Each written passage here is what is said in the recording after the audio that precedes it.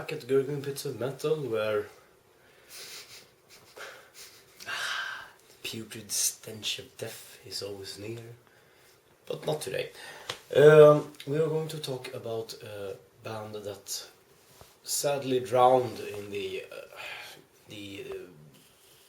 afterwaves of bands such as Saxon or yeah. This band was and still is one of my favorite bands in the whole genre, and I recently got a hold of the only album they ever released. It's called The Prophet by the band Omega. Came out in 1985, which was the high point, around the high point of new wave of British heavy metal. I think this one is one of the best new wave British heavy metal bands ever to be existed, because not only did they have the new wave sound, they also had elements of progressive hard rock and other bands, such as Uriah Heep and so on and so on. The band themselves were from London, and I think this is actually one of the most beautiful artworks ever done on a new wave of British heavy metal album.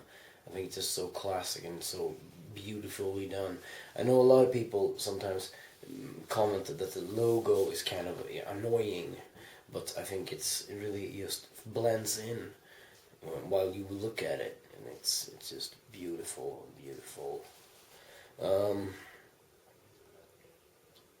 The Prophet is somewhat a concept album from what I have understood it, because some of the characters in the songs are reoccurring, and especially a blind man who at the end of the album sees the light, and I think it's somewhat, but there's two tracks here, They Drive Me Crazy and Day Tripper, who I don't think they belong on the album really, but that's a whole different story altogether. Just my opinion. Let's have a little listen to them, shall we?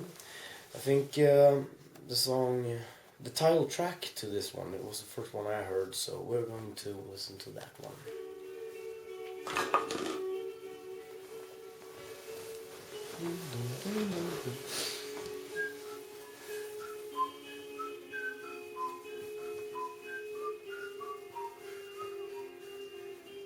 Starts off with this fading guitar,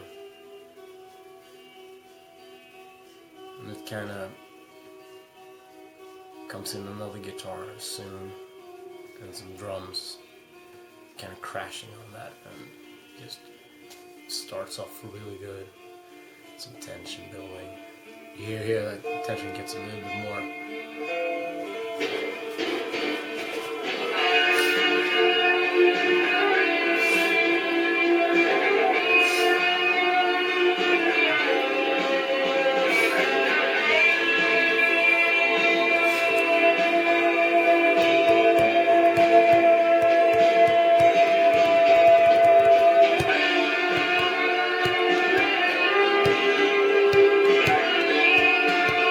The singer has this really, I don't know, it's kind of more of a progressive rock thing, and the whole sounding is more of the progressive style.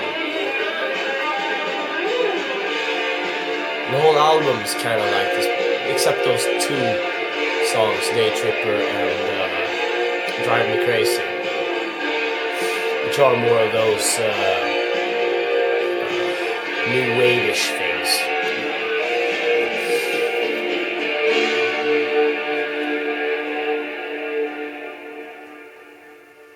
Blasphemer hanging from a cross,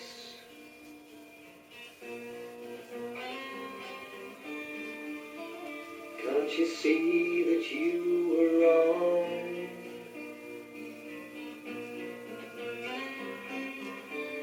You went too far, but now you've lost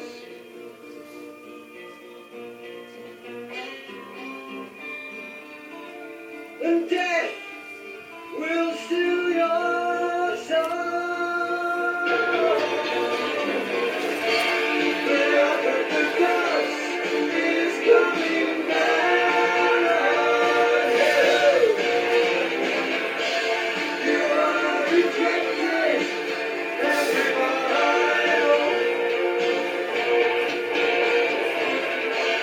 The wrath of the gods is coming down.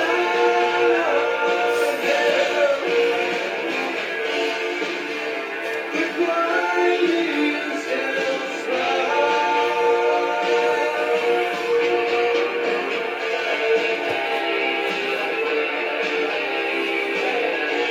This